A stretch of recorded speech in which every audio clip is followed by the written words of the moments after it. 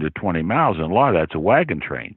And yeah, that was part of it, the difficulties of it. That's why often, especially in the East, the Army of Potomac would try to keep on the Potomac River or the Chesapeake Bay.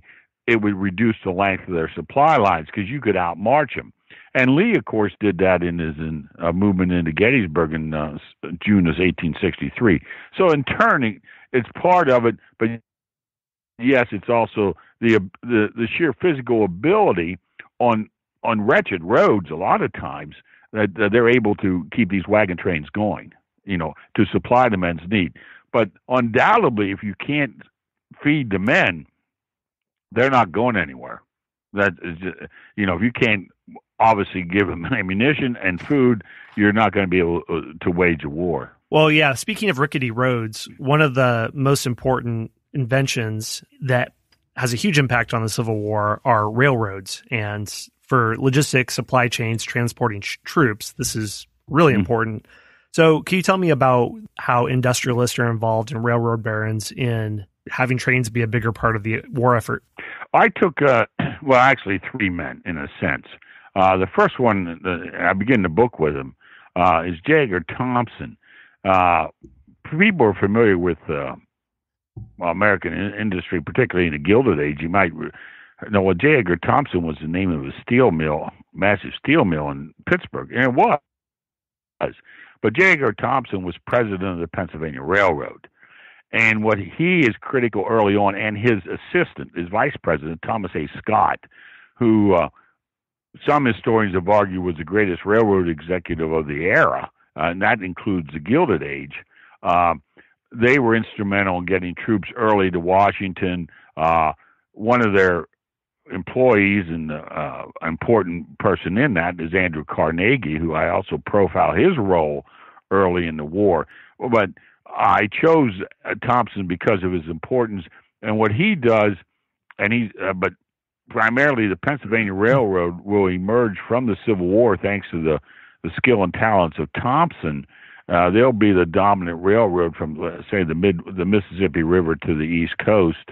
The only competitor for that, well, Baltimore and Ohio to a limited degree, but the other one would be the New York Central. And that's where Cornelius Vanderbilt, who I also profile in the book, his machinations, and they were truly machinations. Of all my men I cover in this book, he's the one that has a little bit of a stench about him with some of the things he does. Maybe he's maybe not alone, but most of these men don't. We think of them, some become robber barons, but they're not necessarily robber barons during the Civil War. But they're absolutely vital to the conduct of operations by the North in the Civil War. In turn, the South Railroad network becomes somewhat a curse to them and how they have to do it, but there's no question. And the two men primarily, or the three men, are J. Edgar Thompson, Thomas Scott, and Cornelius Vanderbilt, and their roles in it. Now, Garrett, the B&O, is an important figure too, but I don't profile him. I want to come back to the South and railroads, but first of all, with Carnegie, you mentioned that if there's anyone who has a stench about him, it would be him. What were some of the things that he did that could have someone be able to credibly claim he was engaged in war profiteering? Well, I'm not sure. No, I think Carnegie is Slater. First of all, he goes to Washington. He's head of the Western Division of the Pennsylvania Railroad in Pittsburgh. He is called to Washington by Scott, his boss, and by Thompson, and he will be there for 6 months. And he is instrumental in working. In fact, he is critical. Early on, the Confederate sympathizers in Maryland shut down the railroad between Baltimore and Washington. And so Scott and Carnegie are heavily involved in getting that open early in the early months from Annapolis to Washington, and then eventually, in May, late May, through Baltimore. But no, what Carnegie really does, he goes back and he works for the railroad into 1863. What he starts to do, he had been saving money, and he starts to invest. And one of his investments is in a farm outside of Pittsburgh in the oil fields of the time. And he and a partner invest $40,000 in this farm and this, drill for oil. And he estimates later that it returned to him $5 million. Now that's a legitimate investment. It was not. He only gets into the iron business late in the war. With his brother and other partners, he starts to produce, buy into iron factories in the Pittsburgh area. But Carnegie, that we know, that is so famous and familiar to people, of the Homestead Strike and all these other things, he that's after the war. During the war, he does like other people. The opportunities are there, and he takes them. For instance, one man I profile is Cyrus McCormick. Of course, McCormick invented the reaper. Questions are about the initial reaper and that, and which I deal with. But by the time the Civil War, he's a Virginian, and he has two brothers, and he and his brothers have moved to Chicago. McCormick was wise enough to see where his reaper was going to, really be purchased, and it was in the Midwest, the dark soil of that, and the northern states, not the southern states. And what he does in turn is the profits they make, and they make a lot of profits. They invested in Chicago real estate, and by the end of the war, the McCormick brothers, now the one dies during the war, but the McCormick brothers are the richest people in Chicago. What's interesting about it is they're, as I said, Virginians. Their sympathies are clearly for some kind of a political settlement to the war. One brother in particular, I think, he's not real. He certainly alludes to it. I think he wanted the Confederacy to win. Cyrus McCormick, no, he just wanted a piece of some kind, and that. But that's how they made their money. So the Carnegie, he's the same way. It's just very shrewd investments, and those shrewd investments are going to pay off, well, as we well know, after the war. Hey everyone, Scott here. We're going to take a very short break for a word from our sponsors.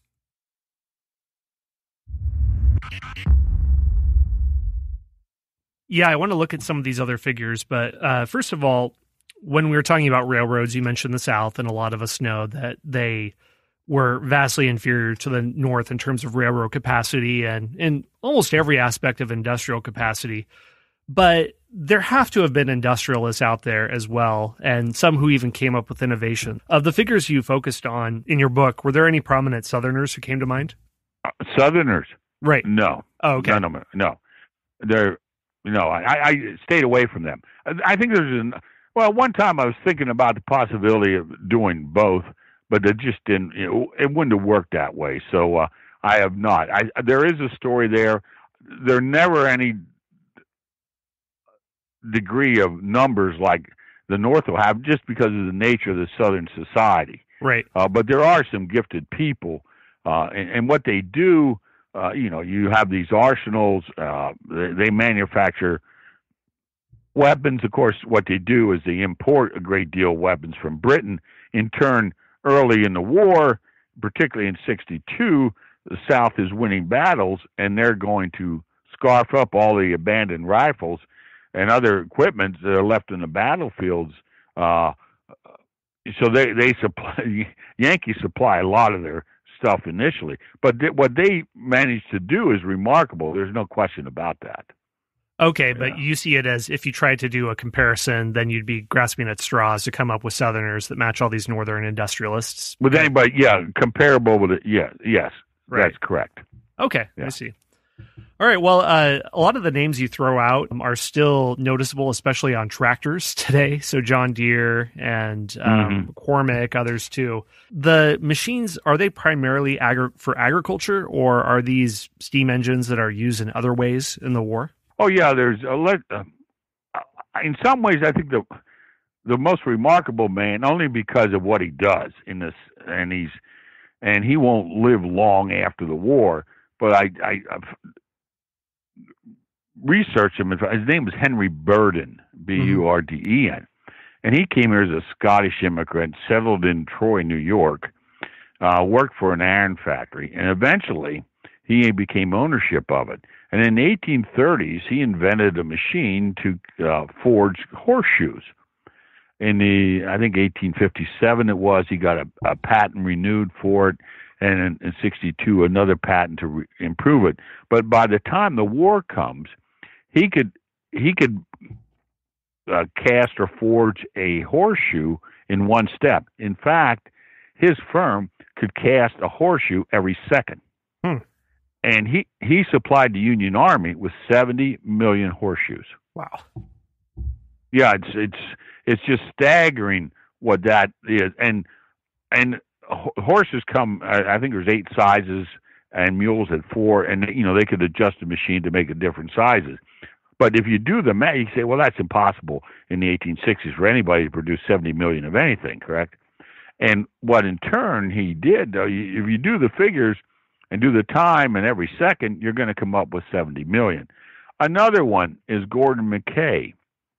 Gordon Mackay in the late 1850s bought the rights to a machine invented by Lyman Blake that would sew the uppers to the soles of shoes or boots. He improved it. When the war comes, it's called the Mackay Stitcher. It is estimated that half of the Union shoes or boots that were produced by private firms, and primarily in New England, this is where the shoe and boot industry was for all the decades before the war, when all shoes were handmade. It is estimated that half of the 10 million shoes were produced in Mackay Stitchers. Now, what's interesting about him and fascinating about him was he sold his machine, and then what he did was franchised them. So, in other words, he got a small. I was never able to find out, but probably a few pennies for every shoe that was produced, and it was it's almost like I hate to use this term necessarily, for most people think of. He was like the Ray Kroc of the 1860s. He was one of the first ones to have this idea of franchising. And now he did, I think, eventually bought 2 factories himself and made shoes himself. But that was the machine he made to do that, and and that was there was just an example. Robert Parrott, very famous West Pointer, ends up at Cold Spring, New York, across the river from upstream from West Point, called West Point Foundry, and he will supply the Union Army with more cannon and more armaments, ammunition, than any other army firm of his kind.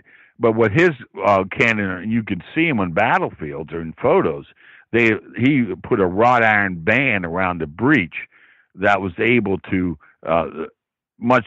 they made the cannon much more safely. It wasn't necessarily his original, but he was able to perfect it in the sense of he could do it more cost effectively. And Parrott cannons are in every battlefield and Southerners tried to get Parrott cannons too. So that's he had the machinery to do it, and he did that. Right. Well, let's talk about something that is maybe especially weapons enthusiasts would know about, and that's the repeating firearm. Did this invention occur during the war, before the war? Was it popularized during the Civil War?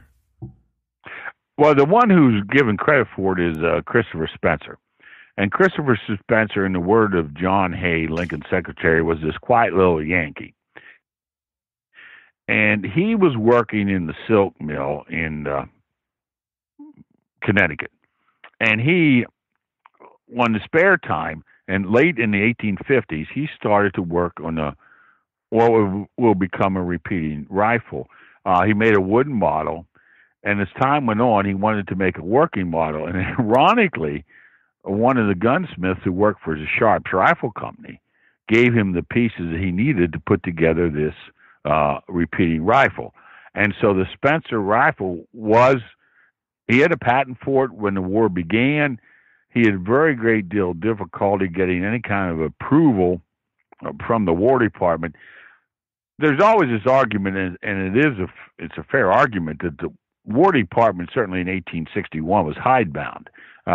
They didn't want any changes. Well, see, when you change a primary weapon, not only do you change the primary weapon, you change all the ammunition. So that's going to cost a